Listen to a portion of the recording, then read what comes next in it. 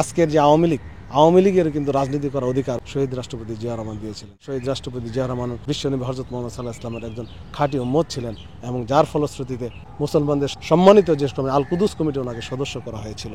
এখনও Saudi government কিন্তু এখনও এই জিয়া পরিবারকে রাষ্ট্রীয় সম্মানে ভূষিত করে। কিছুদিন পূর্বে ঢাকা বিশ্ববিদ্যালয়ের বরেণ্য শিক্ষক ডক্টর আসিফ নজরুল স্যারের কথা সূত্র ধরে বলতে হয় যে শহীদ রাষ্ট্রপতি জিয়া রহমান এমন একটি আয়না, যে আয়নার সামনে দাঁড়ালে এই সরকার কত নীচ, কত কুৎসিত এবং রাষ্ট্র পরিচালনায় কত ব্যর্থ, এটা তাদের সামনে ফুটে ওঠে বলেই তারা শহীদ রাষ্ট্রপতি জিয়া রহমানের নিয়ে মিথ্যাচার করেন। শহীদ রাষ্ট্রপতি জিয়া রহমান বাংলাদেশকে এমন উচ্চতায় নিয়ে গিয়েছেন, বাংলাদেশ যে একটা বীর যোদ্ধা জাতি, বাংলাদেশ যে মাথা নত করতে পারে না, বাংলাদেশ মাথা উঁচু করে দাঁড়ানোর জন্য শহীদ রাষ্ট্রপতির জীবনটা যদি আমরা দেখিয়েছি, সেখানে স্পষ্টভাবে ফুটে ওঠে। 1965 সালে পাক ভারত যুদ্ধে শহীদ রাষ্ট্রপতি জিয়া রহমান নেতৃত্ব দিয়েছেন ভারতের বিরুদ্ধে। 1971 সালে সশস্ত্র বিদ্রোহের মাধ্যমে উনি ওনার অফিসার লেফটেন্যান্ট কর্নেল রশিদ জানজোয়াকে গ্রেপ্তারের মাধ্যমে, হত্যার মাধ্যমে এদেশের স্বাধীনতা ঘোষণা করে দেশকে স্বাধীন করেছিলেন। সুতরাং বাংলাদেশের বর্তমান প্রেক্ষাপটে যদি আপনি দেখেন যে ভারতীয় আগ্রাসনকে রক্ষার জন্য সার্কের স্বপ্নদ্রষ্টা উনি ছিলেন এবং তার পাশাপাশি 1977 সালের পানি বন্টন চুক্তিতে যে অসামান্য অবদান রেখেছেন তা সারা বিশ্ববাসীর সামনে প্রতীয়মান। আপনার 1978 সালে আজকে আমরা শান্তিরক্ষা মিশনে যে কাজ করছি, এই শান্তিরক্ষা মিশনেও কিন্তু শহীদ রাষ্ট্রপতি জিয়া রহমানের অবদানের কারণেই শান্তিরক্ষা মিশনে কাজ করার সুযোগ হয় বাংলাদেশের। এর প্রত্যেকটি ক্ষেত্রে বাংলাদেশের এমন কোনো সেক্টর নাই যেখানে শহীদ প্রেসিডেন্ট রাষ্ট্রপতি জিয়া রহমানের ছোঁয়া লাগেনি। আজকের যে আওয়ামী লীগের কিন্তু রাজনীতি করার অধিকার, বহুদলীয় গণতন্ত্রের প্রবক্তা যে আমরা বলি, বহুদলীয় গণতন্ত্রের প্রবক্তার আজকের আওয়ামী লীগ সহ সকল রাজনৈতিক দলের রাজনীতি করার সুযোগ শহীদ রাষ্ট্রপতি জিয়া রহমান দিয়েছিলেন। শহীদ রাষ্ট্রপতি জিয়া রহমান একটা বাংলাদেশ নয়, সারা পৃথিবীতে এমন রাষ্ট্রনায়ক যে শুধুমাত্র একটি যুগে নয়, সারা সৃষ্টি লগ্ন থেকে এই পর্যন্ত যদি আপনি রাষ্ট্রপতিদের বিচার বিশ্লেষণ করেন, তারা একজন সফল রাষ্ট্রনায়ক ছিলেন শহীদ রাষ্ট্রপতি জিয়া রহমান। আজকে যে আমরা ফরেন রেমিটেন্স আমাদের আসছে, এর মূল কারণ কি? মূল কারণ হচ্ছে শহীদ রাষ্ট্রপতি জিয়া রহমান মধ্যপ্রাচ্যে, মুসলিম বিশ্বে উনি এত গ্রহণযোগ্য ব্যক্তি ছিলেন এবং ওনার মাধ্যমে কিন্তু মধ্যপ্রাচ্যে আমাদের শ্রমবাজার খুলে যায় এবং সেই জায়গা থেকে আজকে পর্যন্ত আমরা দাঁড়িয়ে আছি শুধু প্রবাসী ভাইদের তাদের অবদানের কারণে। এবং আজকে 19 দফার মাধ্যমে বাংলাদেশকে উনি আধুনিক বাংলাদেশের জনক বলা হয় এই কারণে যে 19 দফার মাধ্যমে বাংলাদেশকে এমন একটা উচ্চতায় নিয়ে গিয়েছিলেন শহীদ রাষ্ট্রপতি জিয়া রহমান, যার ফলে বেসরকারি মালিকানাধীনকে উনি উৎসাহিত করেছিলেন এবং যার ফলশ্রুতিতে প্রথম গার্মেন্টস ব্যবসা শুরু হয় এবং এই গার্মেন্টস রেমিটেন্সের মাধ্যমে আজকে আমাদের অর্থনীতি সচল হয়েছে। কিন্তু সেই গার্মেন্টস শিল্পকে কিন্তু আজকে এই মাফিয়া সরকার কিন্তু ধ্বংস করে দিচ্ছে। তারা এটাকে এমনভাবে বিদেশে টাকা পাচার করছে এবং যার কারণে গার্মেন্ট শিল্পকে কিন্তু এরা কলুষিত করতেছে।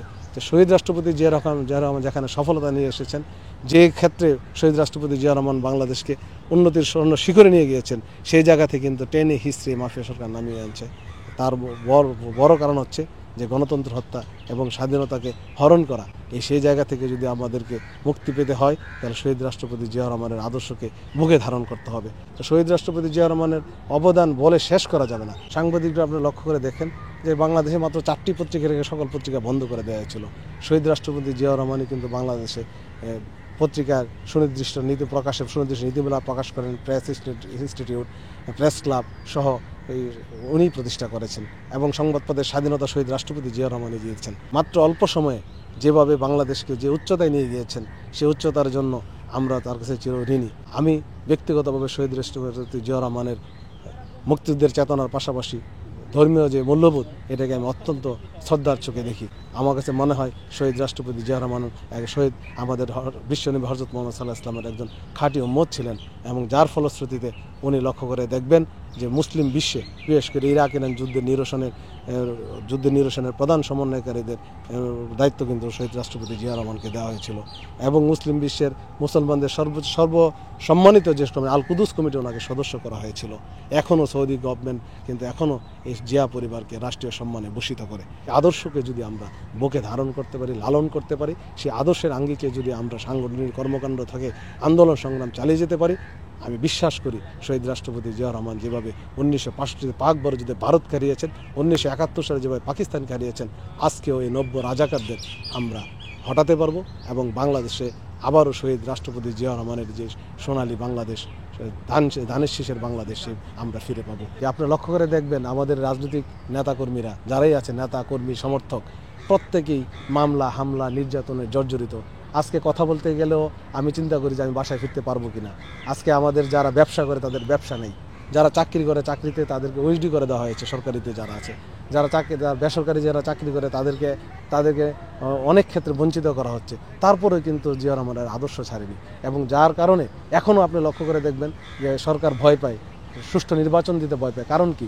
কারণ হচ্ছে বাংলাদেশ জাতীয়তাবাদী দলের শহীদ জিয়ার আদর্শের কারণে এখন পর্যন্ত এই সরকার শহীদ জিয়ার আদর্শটাকে ভয় পায়, এবং এখনও আমরা শহীদ জিয়ার আদর্শকে ধারণ করেই আমরা আছি। সুবিধাবাদী যারা ছিলেন, সুবিধাবাদীরা কিন্তু এই দলে নেই, সুবিধাবাদীরা এই দল ছেড়ে চলে গিয়েছে। এখন আমরা যারা আছি, যারা আদর্শিকভাবে জিয়া রহমানের আদর্শকে ধারণ করি, তারাই আমরা এই দলটা করতেছি, এবং এই দল আদর্শিকভাবে এগিয়ে যাচ্ছে এবং এগিয়ে যাবে।